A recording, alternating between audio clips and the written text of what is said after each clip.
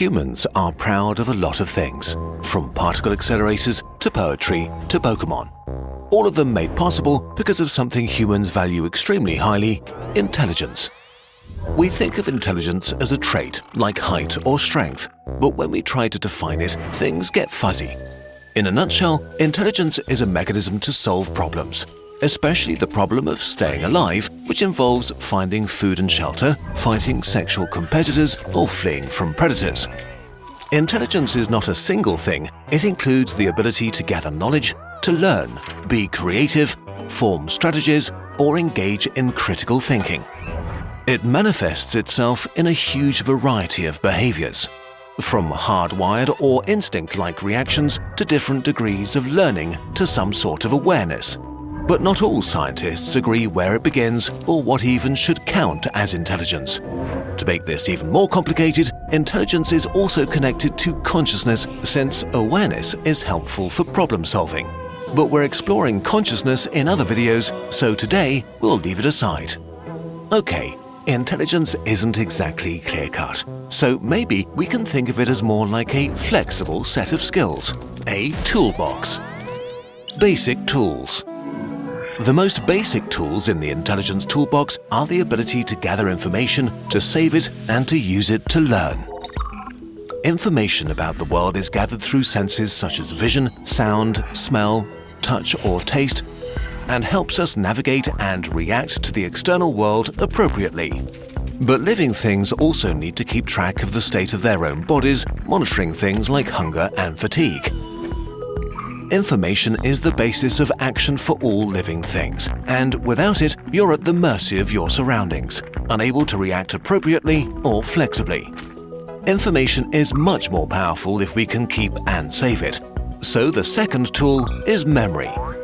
Memory is the ability to save and recall information so a living being doesn't have to start from scratch every time it perceives something relevant.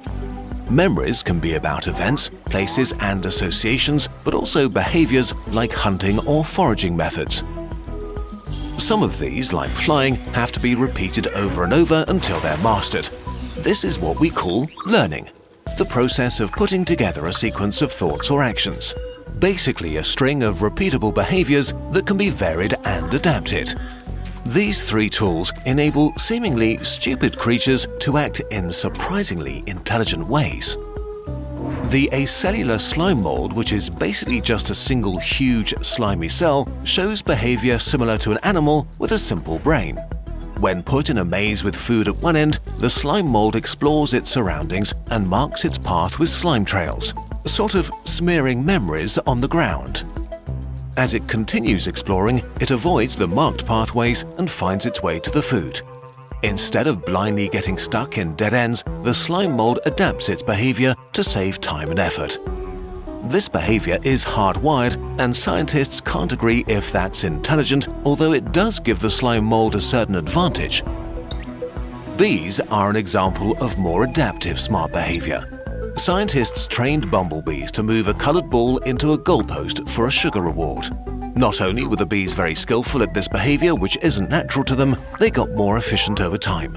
When several balls were available, bees chose the ball that lay closest to the goal, even if it was a different color than the ball they were trained with. For more challenging problems, we need even more flexibility. Fancier tools. Building on the basic tools, more complex animals have a wider range of problems they can solve. They can memorize all kinds of associations, connections, and mechanical tricks. We'll call this tool the Library of Knowledge. Take raccoons. Their favorite kind of food is human food. Their approach to getting hold of such treats depends upon an assortment of theoretical and practical skills that makes them master burglars, able to open windows or pick locks. In a study, raccoons were given boxes secured with different kinds of locks, like latches, bolts, plugs, or push bars. They needed less than 10 attempts to figure out how to open each box, even when different locks were put together into increasingly difficult combinations that had to be solved in the right order and with different amounts of strength. A year later, the raccoons still remembered how to open the boxes and were as fast as when they had first solved the puzzle. Beyond our library of associations and skills, the most impressive tool in our box is creativity, a sort of mental duct tape. Being creative means producing something new and valuable from apparently unrelated things. In the context of intelligence, this means making new and unusual connections, pairing input with memories and skills to come up with a unique solution to a problem. In another raccoon study, researchers showed the animals that by dropping pebbles into a water tank, they could raise the water level enough to reach a marshmallow floating at the top. One raccoon came up with a much better solution. It tipped the tub over. Another facet of creativity is applying a new resource to a task: physical tools.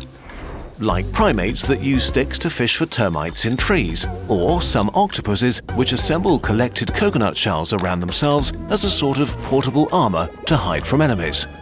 Collecting materials for later use is connected to an even more advanced dimension of problem solving: planning. Planning means considering the activities required for a desired goal and putting them together in a plan. When unforeseen circumstances and new possibilities present themselves, they need to be assessed according to whether they match the plan or not. An example of this intelligent behavior is hoarding food to eat it later. This is an instinctive behavior in squirrels. But even though hiding food comes instinctively to them, they still need to use advanced thinking skills to make the best decisions. Squirrels examine every nut and weigh the time and effort it would take to hide it against the benefits they would get from each one. Damaged or low-fat nuts are eaten right away, while nuts that still need to ripen go on the stockpile. Squirrels also pretend to bury nuts when they feel watched. These empty caches distract rivals from their real treasure. This is pretty advanced strategizing because to make a plan to distract someone else, you first have to be aware that there are others like you that want the same things.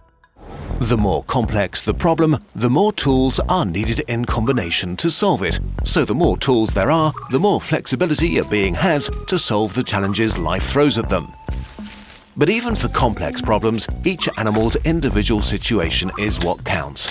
Squirrels are omnivores that defend their territories fiercely. For them, it makes sense to remember where there's food in different locations and trick their enemies to improve their chances of survival.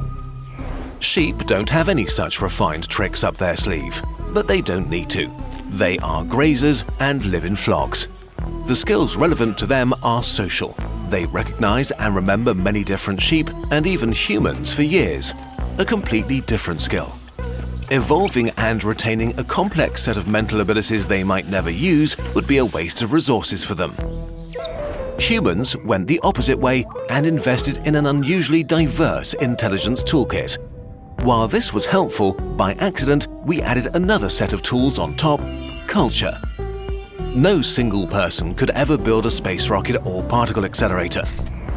But thanks to our ability to work together and to share knowledge across generations, we can overcome challenges beyond any single individual's ability. This allowed us to shape the planet to our liking.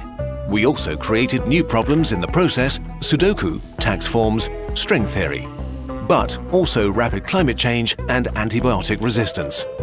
To solve these, we'll need to look past short-term survival and think about the distant future. We have the toolbox. We just need to use it. Speaking of tools for learning, we've heard from many teachers that are using our infographic posters in class.